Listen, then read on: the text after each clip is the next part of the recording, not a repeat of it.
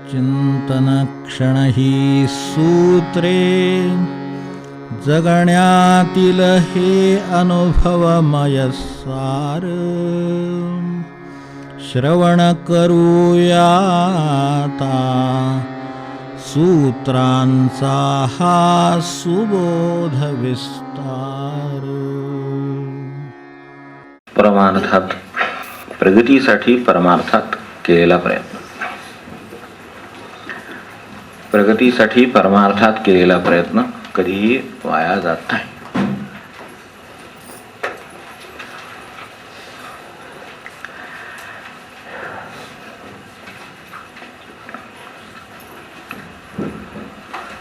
याचे दोन अर्थ ताबडतोब आपल्या लक्षात येतात. एक तर काही प्रयत्न वाया जात असले पाहिजेत. त्याला आपला जो प्रपंच आहे तो प्रमाण आहे.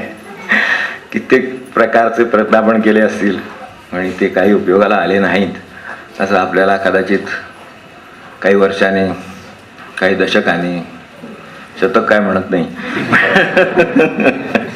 काही नाही राहिलं तेवढं आता कोणाच काही, पण काही दशकांनी कवींना लक्षात येतं व्यर्थ प्रपंच हा केला अवकाश शेवटी वाया गेला. आपण अभंग म्हणतोय ते. तेव्हा काही प्रयत्न हे वाया जात असले पाहिजेत. इकडून सुरुवात केली तर असा अर्थ लागतो की परमार्थात केलेला प्रयत्न मात्र कधीही वाया जात नाही. म्हणजे इतरत्र कुठेतरी परमार्थ सोडून जे प्रयत्न चाललेले आहेत ते वाया जातात. अगदी सोपं सोडवून थोडक्यात आपल्याला सांगायचं आहे वेळेत म्हणून. तेव्हा परमार्थात केलेला प्रयत्न कधी वाया जात नाही.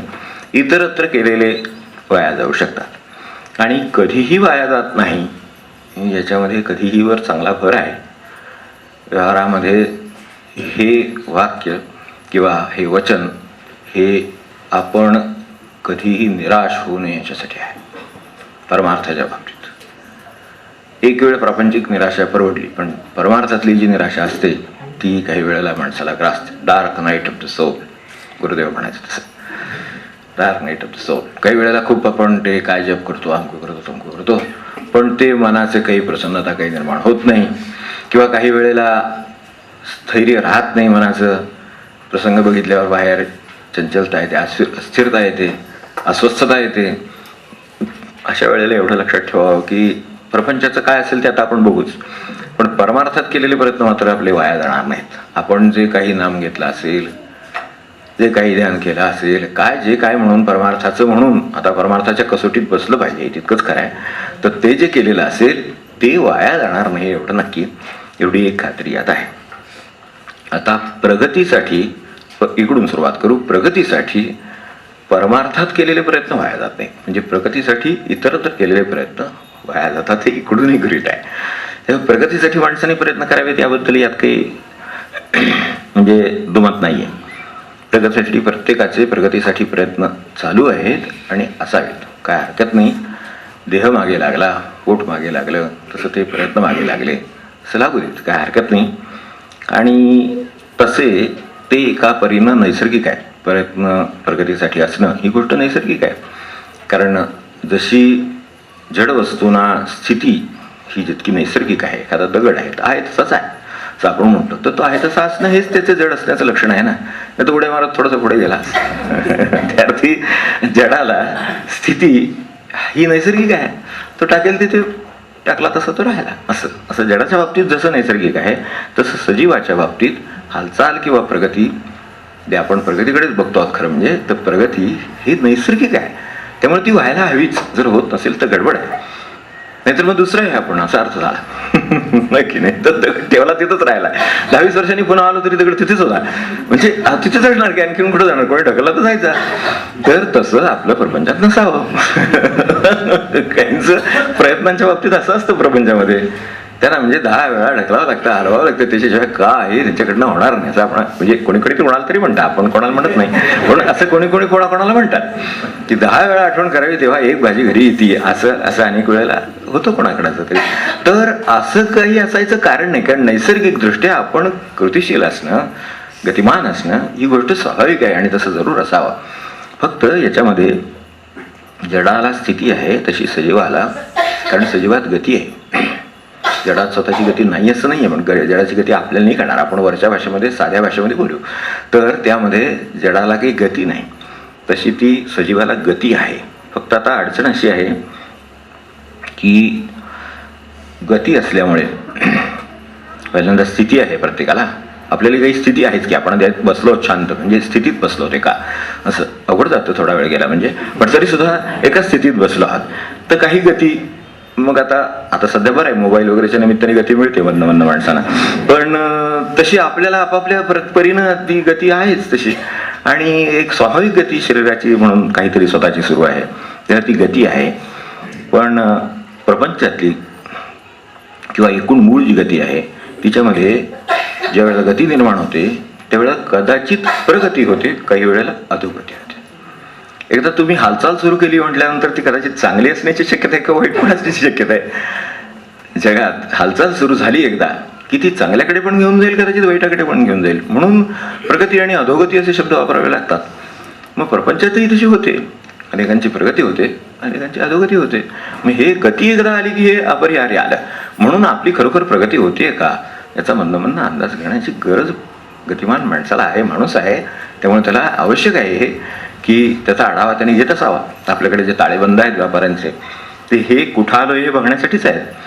तर त्यामुळे त्या सीझनला ते बघतात, दिवाळीला बघतात, काय पाडव्याला बघतात, मार्चला बघतात, आता सध्या चालूच आहे काम. तर ते सगळे बघतात, ते हेच बघतात की काय झालं, अधोगती झाली की प्रगती झाली.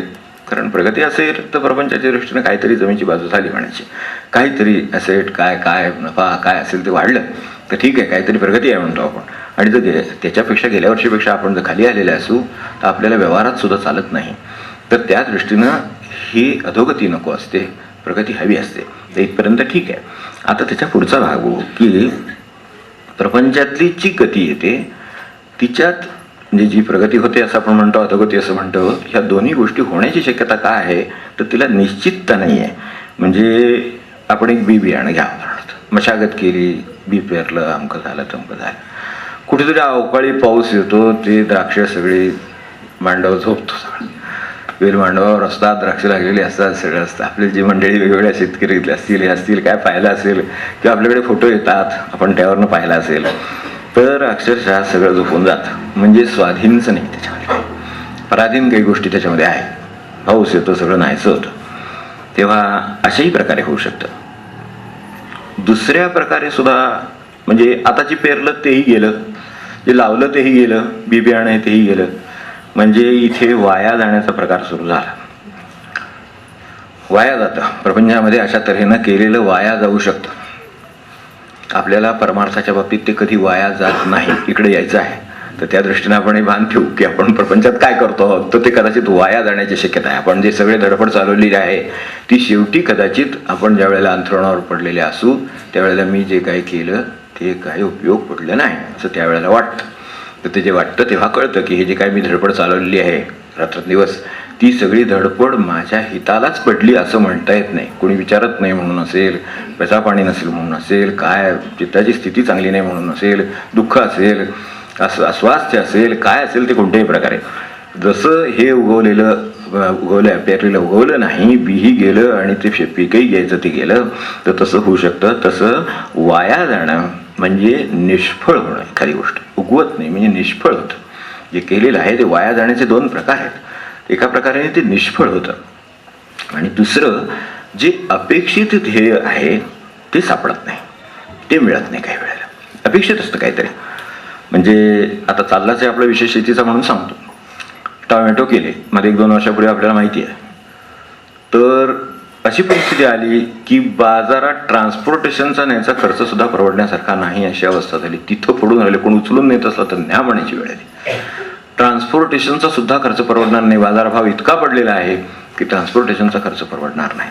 म्हणजे केलेला प्रयत्न वाया जाण्याचे सुद्धा 2 प्रकार आहेत. उगवून आला नाही असं नाही, उगवून आलाय, लागले, टोमॅटोला सगळं झालं, पण भाव इतका खाली आलेला आहे की 2 रुपयाने आहे इथून घेऊन जा म्हणायची वेळ आली.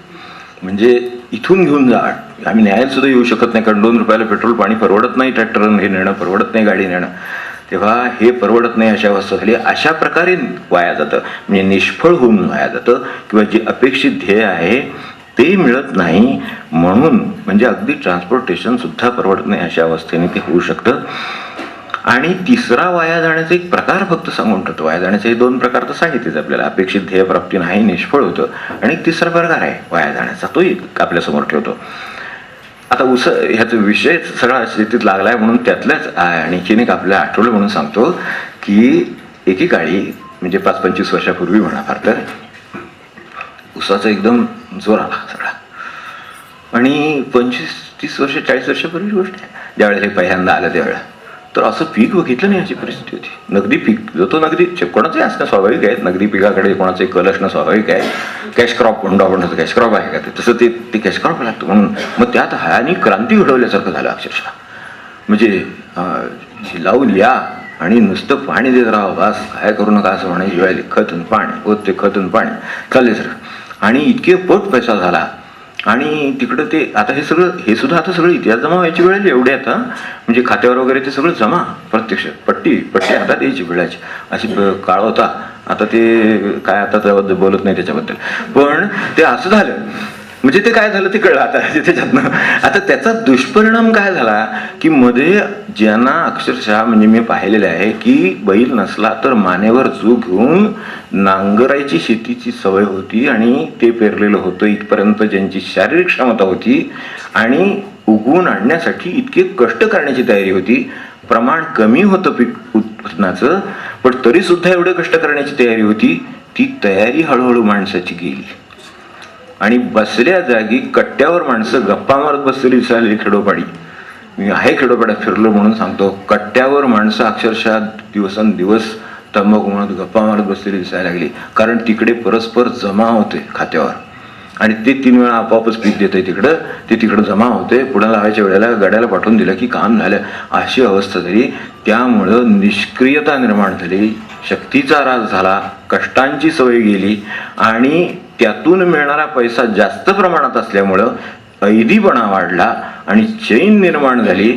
आणि आता ते पीक गेलं आणि चैन तेवढी सवय शिल्लक राहिली. आता तिचं काय करायचं सांग. प्रपंचातले कष्ट वाया जातात म्हणजे काय हे थोडक्यात सांगितलं आपल्याला की ते निष्फळ होतात. ते असे पण होऊ शकतात, निष्फळही होतात, उगवून येत नाही. आलं तर असा भाव पडून सुद्धा जातं आणि असा भाव येऊन सुद्धा नष्टांशाला कारणीभूत होतं. आता ह्या वेळेला नष्टांशाला काय कारणीभूत झालं आणि अशा पिढ्यामध्ये आपण पाहिले असतील, ज्यांचं बारकाईनं लक्ष असेल त्यांनी शेतकऱ्यांच्यात हे पाहिलं असेल की खरोखर नको हे जे पैसा मिळाला तो नाही मिळाला असतं तर बरं झालं असतं असं म्हणायची वेळ आहे. भाजीपाल्यावर पैसा मिळत होता, त्याचं प्रमाण कमी होतं, पोटापुरतं होतं, त्याच्या प्रपंचापुरतं होतं, पण त्याचं राहणीमान साधं होतं, त्याला थोडक्यात गोडी होती, त्याला बामटी भाकरीत सुख होतं. पण आता हे असं परस्पर जमा व्हायला लागल्यानंतर तो त्या वाहनं काय, ते हे काय, ते बंगले काय, पैसा उडवणं काय, शहरात जाणं काय, किती मार्गाने इतकी चैन ऐदीपणा शिरला की आता शेतात जायचं म्हणजे घाम फुटतो नुसतं शेतापर्यंत जायचं तर राबतो कुठला. पूर्वी बैलासारखं हे ओढत होते, नांगर ओढत होते अशी अवस्था होती आणि आता हे गेलं.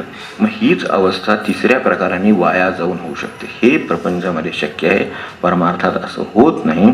याचं कारण फक्त आता बघायचं तर आता प्रपंच आणि परमार्थामध्ये आपल्या दृष्टीनं थोडक्यात बघण्यासारखा फरक पाहू.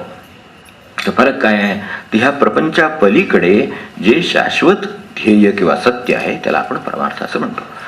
हे अशाश्वत आहे कारण पेरेल तेवढं उगवेल असं नाही, पेरेल त्याला जो भाव पाहिजे तो मिळेल असं नाही. आत्ताची उदाहरणं फक्त घेऊ.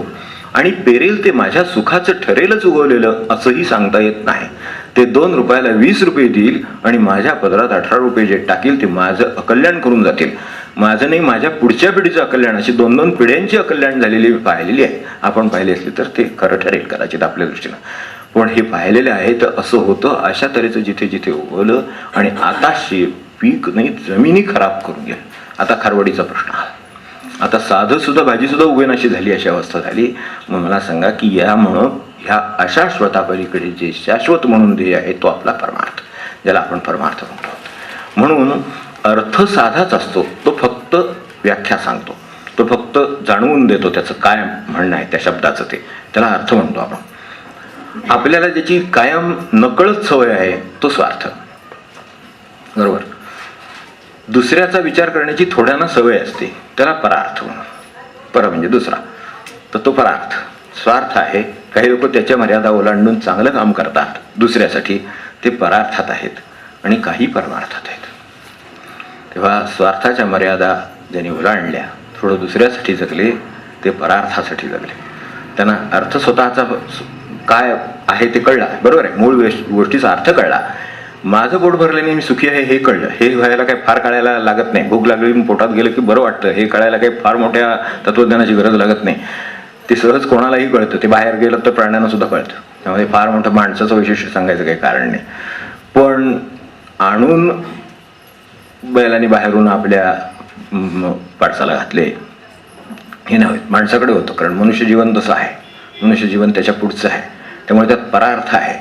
ते मिळवून आणतात आणि 4 माणसांची पोटं भरतात. त्याच्यावर एक मनुष्य कमावतो, कोणते कमावतो, आणि त्याच्यावर 10 माणसं जगतात. हे होतं म्हणजे हा परार्थ आहे. हा पर म्हणजे दुसरा आहे. त्यांचा सुद्धा अर्थ, त्यांचा सुद्धा जे काही आहे ते पुरं झालं पाहिजे याची जाणीव होते. ते परार्थात जगणारे लोक आहेत. आता परमार्थात जे जगणारे लोक आहेत ते परम म्हणजे त्याच्याही पेक्षा श्रेष्ठ अर्थात जगले. ते म्हणजे दुसरा म्हणजे एक नाही राहिला. आत्ता दुसरा म्हणजे माझ्या फक्त प्रपंचातली माणसं राहिली, नातेवाईक राहिले, संबंधित राहिले, एवढी राहिली. परमार्थामध्ये सर्व जग त्याचं झालं. ते परमार्थाचं. आता ते ज्याचं ध्येय आहे आणि त्याच्यासाठी जे प्रयत्न केलेले आहेत ते कधी वाया जाणार नाहीत. कारण आता तुम्ही भगवंताचं काम करता. जो या सगळ्याची नोंद ठेवतो त्याला जेवायला घातल्यासारखं आहे. आता तो कसं विसरेल? आपण साधा विचार करू क्षणभर की जो या सगळ्याची नोंद ठेवतो आहे त्यालाच आपण जेवायला घालतो आहोत, तर त्याची तुमची नोंद कशी विसरेल तो? एवढीशी गोष्ट जरी केलेली असली तरी सुद्धा त्याची नोंद राहील. परार्थात कदाचित थोडी नोंद राहील. मुलं जाणीव ठेवतीलच असं सांगता येत नाही. आपण वडिलांची ठेवली असेलच असं सांगता येत नाही. त्यांच्याकडे बोट टाकायचं कारण नाही. आपण ठेवली असेलच असं सांगता येत नाही, हो की नाही? कदाचित मुलं ठेवतील असंही सांगता येत नाही. त्यांची मुलंही ठेवतील असं सांगता येत नाही. म्हणजे हा परार्थाची मर्यादा आहे. ही ओळखली तो परमार्थाकडे जाईल. स्वार्थातून बाहेर पडला तर आधी परार्थाकडे जाईल, परार्थातून बाहेर पडला तर परमार्थाकडे जाईल. मग म्हणेल हे सर्व देवाचंच आहे आणि त्याच्यासाठी मला राबलं पाहिजे. मग ते कोणाचं पोट भरतंय याच्याशी त्याच्याशी संबंध नाही. कष्ट करतोय, मिळवतोय आणि पोटाला अन्न घालतोय. मग ते भिकारालाही घालेल, गरजू माणसालाही घालेल आणि घरच्या माणसालाही घालेल, नातेवाईकालाही घालेल. सगळे त्याच्या दृष्टीने सारखे. हे जेव्हा होतं तेव्हा ते जे कष्ट होतात ते कधी वाया जात नाही. कारण त्या कष्टाची नोंद ज्याचं हे विश्व आहे त्याच्यातलं काम तुम्ही वाट्याने घेतलंय. आता त्याला विसरता येत नाही. वाटेकऱ्याला विसरता येतं? नाही विसरता येत. तसे देवाच्या कामाचे वाटेकरी झाले आपण आता. स्वतःच्या पाठी राबतात ते पशुच आहेत. ते काही प्रश्न फारसा मोठा नाही. एक रस्तं मला मोठं कौतुकाने सगळं सांग, असं असं झालं तर काय त्यांची साठी 70 काय झालं असेल तर असं घर बांधलं, असं अमुक झालं, I done this, I done that वगैरे सगळं झालं. खिडकीतून बाहेर बघितलं ते बाहेर एक घरटं होतं. लोंबकळत असतात ती यांनी बांधलेली खटकी. आपण पाहिले घरात लोक आणून लावतात काही वेळा शोभेचं म्हणून, पण ते खरं शिकण्याचं आहे, शोभेचं नाही आहे. तर म्हणजे ते करू शकतात. हे आपण आपल्या घराकडे बघावं म्हणजे कळतं. तर ते म्हणून सहज बाहेर बघितलं, म्हणून ते खिडकीतनं बघा. तेव्हा तिथे बारीक काड्या कुठून आणतात ते सुद्धा कळत नाही. त्याचे गेजेस कोण मोजतं हे कळत नाही, हो की नाही? त्याला बेंड कोण देतो हे कळत नाही. आपल्याला बरंच कार्यक्रम लागतो, हो की नाही? ते काय ते वेल्डर, फिटर, आमकं तमकं, तो महापालिके, हे कोणणारा, तो आर्किटेक्ट, हा 17-60 गोष्टी लागतात. त्यांना काही लागत नाही. व्यवस्थित असं विणलेलं असतं की बस बघत राहावं. कोळ्याचं जाळं कधी विणून होतं ते सुद्धा कळत नाही. आपलं एकदम सगळं जाळं दिसतं. इतकं व्यवस्थित विणलेलं आहे. आपली काय आपण ते मोजून 2 वोल्ट 2 सोलटन 2 वोल्ट काय ते करतात ना काहीतरी, तर तसलं कुठं काय आहे तिथं? काय नाही. पण त्याच्यापेक्षा परफेक्शन आहे. काय सांगतंय, इतकं परफेक्शन आहे त्याच्यात की काय उलटसुलट करतात ते त्यांचं त्यांना माहिती. तो एकटा बिचारा फिरत असतो इकडून तिकडे तिकडून इकडे, पण ते करून काय ते सगळं पुरं करतो. तेव्हा असं काही तयार करतो की झाडाला सुद्धा नको वाटेल. मला तर ते काढायला म्हणजे त्यासाठी काढू नये असं नाही माझं म्हणणं. नाही तर कोणतरी म्हणेल ती जळमट का ठेवली हो, नाहीतर ती परमेश्वराची निर्मिती आहे त्यातून शिकता येतं वगैरे असलं काय सांगून. पण मुळात काय आहे की शिकण्यासारखं आहे नक्की. दत्तगुरूंचे गुरु आहेत तसेच गुरुच आहेत एक प्रकारचे. मग त्यांना म्हटलं ही खिडकीतून बघा आता आहे हे जे काय घरटं लोंबतं आहे तर ते कसं त्याला दार ठेवलेलं आहे, त्याचे भाग कसे केलेले आहेत, त्या पिलांची सोय कशी केलेली आहे, ह्याची त्या काय जे चिमणीचं हे असतं त्याची सोय कशी केलेली आहे, ती राहते कशी आहे, त्यात पाणी येऊ नये याची व्यवस्था कशी केलेली आहे. आमचे स्लॅब गळतात, जाऊ देत आपल्याला वेळ नसतो जास्त म्हणून थोडक्यात सांगतो. आता काय ते परमार्थ स्वार्थ म्हणजे कळेल काय ते की ओलांडायचं आहे ध्येय हे. तर हे तिथे पण आहे, हे त्यांचे स्लॅब बीब काही गळत नाहीत, व्यवस्थित पावसात घरं ती व्यवस्थित असतात आणि ते पण सासऱ्याने व्यवस्थित कसे ते राहतात. तर ते सुद्धा हे आणतात. आणखीन मग नाही मी मुलांना शिक्षण दिली, मग ते अमुक झालं, मग त्याला अमक्याला अमका केला, तमक्याला तमका केला, ह्यानी बरं का नापास झाला म्हणजे का तुला नापास झालाच म्हणून, आणि पास झाला म्हणजे तुझ्या मी तर अमुक केला म्हणजे काय जे XYZ असेल ते असं म्हणतात. आता हे फरक आपला आपण ओळखावा यातला. तर हे जे काय आहे ना ते केला त्याला. मग त्यांच्या मागणं त्यांना येणारं बारकं चिमणीचं पिल्लू दाखवलं. तेवढंच पिल्लू सुद्धा त्याच्या झेपेर एवढी काडी घेऊन येतं. म्हटलं तुमचं प्रशिक्षण हे फक्त एका विशिष्ट पातळीवरचं आहे, त्यांचं एका विशिष्ट पातळीवरचं फार मोठा फरक नाही. शिक्षण तर आहेच त्यांच्याकडे. पण आपल्याला असं वाटतंय का की चिमणी बेलाला शिकवत नाही असं आपल्याला म्हणायचंय का? नाही शिकवतात. म्हणजे तिथं इच्छापर्यंत जर काही सांगत असाल तर ते स्वार्थाचंच आहे आणि फार मोठं नाहीये असं समजायला हरकत नाही. आता त्याच्या पुढे जाऊन जर काही तुम्ही केलं असेल, हे मी घरटं बांधून दिलं, हा मग ठीक आहे बाबा, आणि फुकट दिलं असेल तर, नाही तर बांधून देणारे आहेतच की, पण ते किती काय लावतील टक्केवारी आपल्याला कळत नाही, अशी परिस्थिती असते, हो की नाही? मग ते नव्हे, आपल्याला काय पाहिजे की मी बांधून दिलं आणि ते आता म्हणजे बांधून दिलं हे सुद्धा चुकीचंच आहे, ते विसरलो, ते त्यांनी लक्षात ठेवलं, त्यांनी सांगितलं यांनी मला घर बांधून दिलं, असं असेल तर परार्थ आहे काहीतरी असं. मग त्यापुढे परमार्थ आहे, म्हणजे त्या शाश्वताचं काहीतरी भान ठेवलं त्यांनी, दुसऱ्याचं काहीतरी भान ठेवलं. तेव्हा हे सुद्धा मी बोललो हे फक्त घरापुरतच बोललो, त्याच्या पलीकडे काहीतरी अजूनही आहे. कारण घर सुद्धा शेवटी पडणारच आहे, मी सुद्धा शेवटी जाणारच आहे, मुलं झाली तरी जाणारच आहेत. म्हणजे शेवटी तिथे सुद्धा शेवटी कुठेतरी रेघ मारलेली आहे. तर त्याच्या पलीकडे काय शाश्वत आहे, तर त्याच्यासाठी मी जी धडपड केलेली आहे तिला साधना असं म्हणतो. त्यासाठी मी काहीतरी धडपड करतो का, म्हणून सगळं मिळतं पण स्वास्थ्य नाही म्हणतो मनुष्य. आता ते कुठून आणायचं? सगळं केलेलं असतं, पैसा आहे, घरदार आहे, वाहन खाली उभा आहे, गाडी आहे, अमका आहे, सगळं आहे, नातेवाईक आहे, तमका आहे, पण मला स्वास्थ्य नाही, झोप लागत नाही म्हणतो. तर हे जे काय अस्वास्थ्य आहे ते कशाचं आहे? ते परमार्थ न केल्याचं आहे. कारण परमार्थात तेवढी मिळकत आहे फक्त. तेव्हा त्यासाठी जे केलं जातं ती साधना. मग आता हे जे पुढे प्रपंचाच्या पलीकडे जाऊन शाश्वत असलेलं जे ध्येय त्याला आपण परमार्थ असं म्हटलं.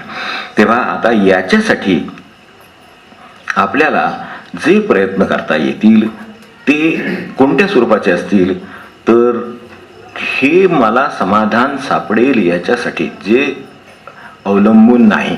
पीक आलं तर समाधान आहे, नाही आलं तर समाधान आहे, पेरलं उगवलं तर समाधान आहे, घर टिकलं तर समाधान आहे, स्लॅब नाही गळला तर समाधान आहे, असं आहे. असलं नव्हे, ते जे कशावरही अवलंबून नसलेलं म्हणून जे आहे ते मिळवण्यासाठी मी जे काय केलं ते माझ्या परीने मी नाम घेतलं. ठीक आहे, ते कशावर अवलंबून नाही आहे, मी घ्यायचं ठरवलं की घेता येतं, एवढंच आहे.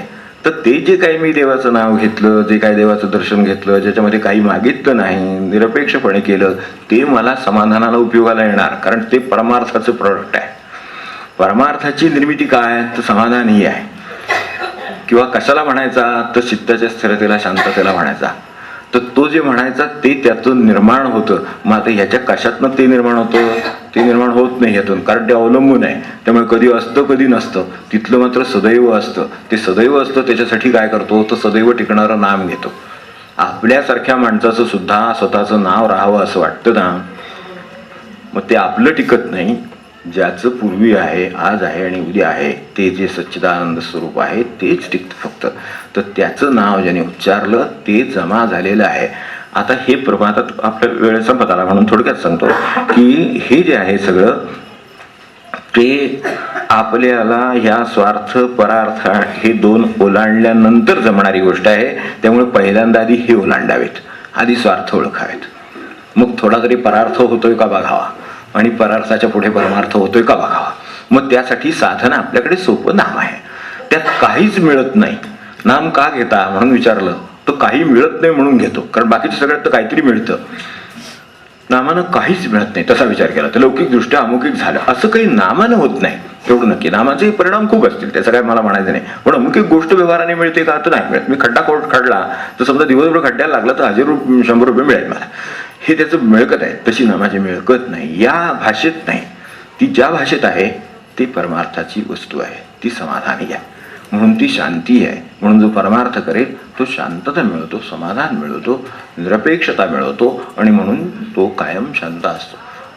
अशांतस्य कुतः सुखम त्याला ते सुख नाही आहे, त्यामुळे ते शांततेला सुख आहे, ते मिळवण्यासाठी मी ही धडपड केली सगळी. तर तिच्यासाठी आता कोणी ध्यानाने ते करेल, कोणी दर्शनाने करेल. कोणाला दर्शनाला परमेश्वराच्या दर्शनाला जातो. काय होतं शेवटी? व्यवहाराने विचार करा की आता आपण सहज व्यवहाराने विचार करू. देवाला गेला, जाऊन आला तर 2 रुपये स्वतःचेच जातात. तसा विचार केला तर ठेवतो की अहो लाजकातीसाठी कवी आपण मनुष्य 2 रुपये ठेवतोच का नाही, काय रुपये ठेवतोच का नाही, म्हणजे पैसेच 1 रुपया गेला. पण त्याच्यासाठी मनुष्य जात नाही. तो ठेवील किंवा न ठेवील त्याच्यावर देवाचे समाधान अवलंबून नाही. देवाकडे पाहिलं तरी समाधान होतं. मग ते दर्शनाचा आनंद घेतो. तो आनंद किती पैशाचा असतो? तो कुठल्या पैशाचा नसतो. तो तुम्ही ठेवल्याने येत नाही, न ठेवल्याने जात नाही, काही कशाने होत नाही. म्हणून दर्शनात सुद्धा परमार्थ आहे. परमार्थ कशात नाही, परमेश्वराच्या दर्शनापासून सर्व ठिकाणी परमार्थ आहे. तो विचारात परमार्थ आहे, तो दर्शनात परमार्थ आहे, तो यात्रेत आहे, तो नामात आहे, तो आपल्याला जे साधन करावं असं त्यात आहे, त्या सगळ्यात आहे. फक्त त्यात तो निरपेक्ष आहे, तो निरुपाधिक आहे. हे सगळे त्याच्याबरोबर लागलेल्या गोष्टी आहेत. त्या असतील तर हे आहे. मग ते करण्यासाठी जे प्रयत्न केले, समजा 10 वेळा दर्शन घेतलं असेल तर दर्शन वाया, त्यांनी मिळवलेला परिणाम कधी वाया जाणार नाही. चित्तामध्ये एवढं का होईना पण ते दर्शनाचा परिणाम साठलेला आहे, तो नक्की तिथल्या ठिकाणी तसाच्या तसा ठेवला जातो. आता प्रपंचातला का राहत नाही आणि परमार्थातला का राहतो, एवढा फक्त शेवटचा फरक बघून थांबतो. आता का हे असं होतं की इकडे ते मात्र जातं म्हणतो आपण आणि इकडे जात नाही असं म्हणतो? याचा अर्थ काय? तर मी सोपं उदाहरण आपल्याला सांगतो की आपल्याकडे ही भाजी वगैरे भांडी आहेत मातीची. माठ ठेवले आपण, पाणी बाहेर ठेवले तर ते चांगलं भाजलेलं आहे. कमी भाजलेलं कच्चं भाजलेलं असलं तर लवकर गळून जात. चांगलं पक्क भाजी बसतं. तर पक्क भाजी बसलं आणि त्यात पाणी ओतून ठेवलं आणि अगदी किती चांगलं असलं तरी शेवटी आपल्याला खाली ते पाण्याची धार लागली दिसते. की जे काय आपण ती वही ठेवाल त्याच्या हळूहळू तिकडनं कडेनं पाणी जात असेल दिसतं. खाली असेल तर थिपकत असतं बारीक. तर ते त्याच्या खाली शेवटी आपल्याला ती ताटली ठेवायची वेळ येते पाण्यासाठी. आपण घरोघरी आता सीझनच आहे त्यामुळे लगेच लक्षात येईल. तर ते खरोखर खाली पाण्याच्या ताटल्या सगळीकडे ते पाणी पसरू नये म्हणून ठेवाव्या लागतात. तर तसे प्रपंचाची अवस्था आहे. प्रपंचाचं मातीचं भांडं आहे. जसा मनुष्य मृण्मय आहे देह, तसं प्रपंचातलं जे काय आपल्या प्रयत्नांचं स्वरूप आहे ते मातीच्या भांड्यासारखं आहे. परिणाम आहेत ते पाण्यासारखे झरून निघून जातात. हा शिल्लक काही राहत नाही. म्हणून खूप प्रपंच केला तर माठ खूप मोठा असला म्हणजे गळत नाही असं नाहीये, आणि छोटा असला म्हणजे गळत नाही असं पण नाहीये. तो केवढाही असला तरी मातीचा असला तो गळतो. तर ते गळणार. तसं प्रपंच हा केवढा आहे याच्यावर अवलंबून नाही, तो गळायचा तो गळणारच. फक्त परमार्थाचं भांड धातूच आहे, तर ते गळत नाही. व्यवस्थित त्याला स्वरूप आहे. त्यामुळे त्याच्यात ठेवलेल्या पाण्यात समजा आज मी 1 ग्लासभर पाणी त्याच्यामध्ये ओतलं, म्हणजे माझ्या दृष्टीने 1 तासभर नाम घेतलं, 1 अर्धा तास नाम घेतलं समजा, तर उद्या ज्या वेळेला मी घेईन, उद्या ज्या वेळेला नामाची मला आठवण होईल त्यावेळेला पुढचा ग्लास ओतला जाईल, तेव्हा 2 ग्लास आत असतील. वाया जाणार नाही पहिला ग्लास. तुम्ही काढला नाही तो तसाच आहे ना. पण हेच पाणी तुम्ही त्या भांड्यात ह्याच्यात ओतून बघा मातीच्या, उद्या जाल त्यावेळेला त्याचं अर्ध भांडं झालेलं असते का ते गळून गेलं. तसं प्रपंचाचा सगळा हा जो व्यवहार आहे हा शेवटी गळून जातो. आपल्याला अनुभव येईल याचा, येत असेलच की प्रपंचामध्ये केलेलं कोणाचं पुरत नाही किती केलं तरी. प्रपंच फाटका आहे, राजा रंक कुणी जरी हे जे आहे ते तशी अवस्था होते, किती केलं तरी ते पुरत नाही. आणि इथे मात्र 2 भांडी जरी ओतली, 1 तास जरी जप केला, 2 तास केला तर पुढचा 3रा तासाचा जप असतो. 1 दिवस असा येतो की कधीतरी भांडं भरून वाहतं. माठ बरेच दिवस ठेवला आणि मग व्हायला असं आपल्याला वाटते का कधी झाल्याचं? काही रिकामा झाला हे माहितीये. ते प्रपंचाचं होतं. आणि इकडे केलेला प्रयत्न कधीही वाया जात नाही, कारण त्याच्यात फक्त भर टाकू शकता तुम्ही, नसेल तर आहे तसा जमा राहतो. म्हणजे इकडे ह्याला डेबिट्स नाहीत. ह्याला जे मनुष्याचा देह पडला तरी त्याचे ह्याला डेबिट पडत नाही. त्यांनी किती भरला होता तेवढा त्याच्या नावावर पुन्हा ट्रान्सफर करायची व्यवस्था आहे. आता मागील बाक्या ओढालच का नाही पुढच्या पानावर, काय मागे बाकी असेल ती त्याच्या नावावर तुम्ही ओढून घ्या 219 रुपये 219 रुपये पुढच्या पानावर. तसे त्याचे परमार्थाचे जे आहेत ते तेवढे साधनेने मिळवलेले तेवढेच्या तेवढे जसेच्या तसे, काय 15 कोटी जप, काय 1 कोटी जप काय असेल ते ओढून ठेवलेलं आहे. आता तुम्हाला करायचं तो पुढचा करा. की ज्यावेळेला बुद्धी होईल त्यावेळेला तो 13वाचा 14वा कोटी असेल, 1चा 2रा कोटी असेल, 10,000 असेल तर 20,000 असेल. तर असं होतं. आणि प्रपंचाचे वाटेकरी किती आहेत मिळणारे, हे भांडं बरं ते माठ बरा म्हणायची वेळ आहे. आपण पाहिलं असेल की प्रपंचामध्ये आपण 1 भाजी घरामध्ये आणली तर खाणारी किती तोंड असतात मला सांगा. एकटा खातो का सगळी? नाही खात. म्हणजे शेवटी हे प्रपंचाच्या दृष्टीनं अशीच वाटे सगळा होतो. पण परमार्थ हा वाटला जात नाही, म्हणून तो वायाही जात नाही. इकडे वाटलं जातं सगळं म्हणून वाया जातं. म्हणून ते निष्फळही होत नाही, कधी उगवून येत नाही असंही होत नाही. आपण कशाचंही नाम घेतलं असेल तरी त्यातच भर पडते आणि शेवटी ते भांड भरून भरून भरून शेवटी एक दिवशी वाहतं. त्यावेळेला परमेश्वराचा सर्वस्वी आनंद माणसाला होतो. तर असं व्हावं म्हणून कधीतरी ही सुरुवात करायची असते. आणि जर का समजा आपल्याला असं वाटलं की एक 5 भांडी भरली आणि कधीही हे होणार आणि माझे वय असं झालं तसं झालं, आपण काय काळजी करू नका. परमार्थातला प्रयत्न कधी वाया गेला नाही एवढा सुईसुद्धा हिशेब तिथे आहे. आणि तो तसाच्या तसा पुढचं जे काय एक भांड आहे ते ज्या वेळेला तुम्ही होता आला त्यावेळेला पहिल्यात मोजलं जाईल. ते पहिलं वाया जाणार नाही. आता काही चतुर माणसं असतात, नाही असं नाही. आपण समजा तांब्याच्या भांड्यात ओतलं मातीच्या तर आपोआप गळून जातं हे समजू शकतो. पण तांब्याचं भांड केलं ना, अभिषेक पात्रा सगळं त्याला जर डोक पाडून ठेवलं तर काय होईल मला जाता जाता सांगून ठेवतो. त्यामुळे साधना कशासाठी तरी खर्ची टाकायची बुद्धी होती तर तिथे मग खर्ची पडते. मग मात्र तुम्ही जर समजा ओतली आणि त्यातली जर समजा 2 भांडी काढून घेतली तर मग आता ते आहे तसं नाही राहणार. आता तुम्ही वापरले त्याला इलाज नाही, व वापरून हे चांगलं. म्हणून निरपेक्ष साधना जेव्हा करता येईल तेव्हा हे वाक्य आणखीन खरं ठरतं. एवढं लक्षात ठेवलं तरी आपल्याला एवढं नक्की की निराश होण्यासारखं काही नाही. परमार्थाचे प्रयत्न आपले वाया जाणार नाही. जे आपण केले असतील, जसे ज्या प्रकारचे भजन असो, निरूपण असो, कीर्तन असो, अभ्यास असो, ध्यान असो, काही आहे तर त्या दृष्टीने आपण निराश कधी व्हायचं कारण नाही. तर यासाठी हे वाक्य होतं.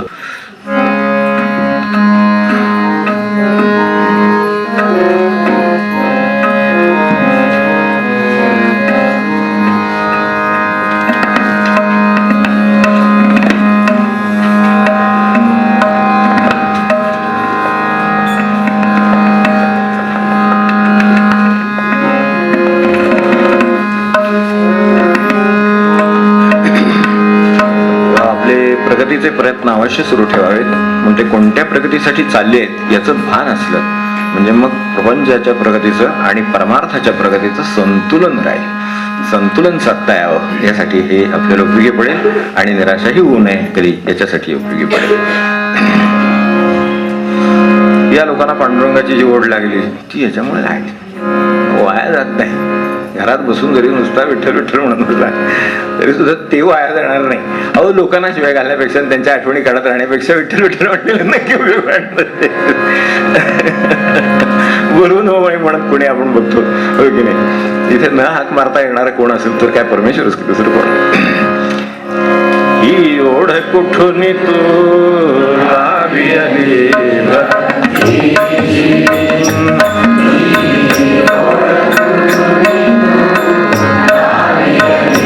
95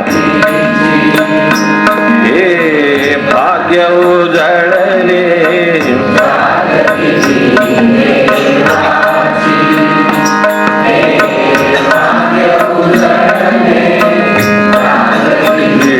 देवाची माळावर कलीच्या बाग तुझे सत्याची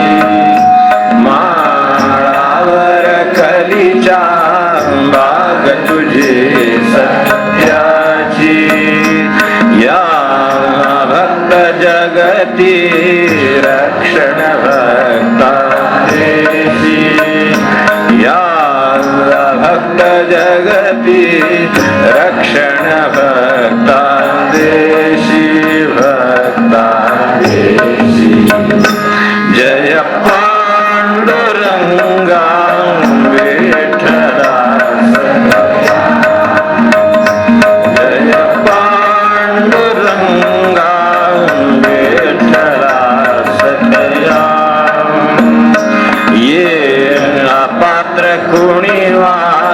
पात्र तुझ्या पायाशी ये पात्र कुणीवान पात्र तुझ्या पायाशी. तू दर्शन मात्रे स्मरणे पावन करीशी तू दर्शन मात्रे स्मरणे पावन करीशी. जे प्रेमळ दुर्लभ संत हृदय तू धरीशी जे प्रेमळ दुर्लभ संत जय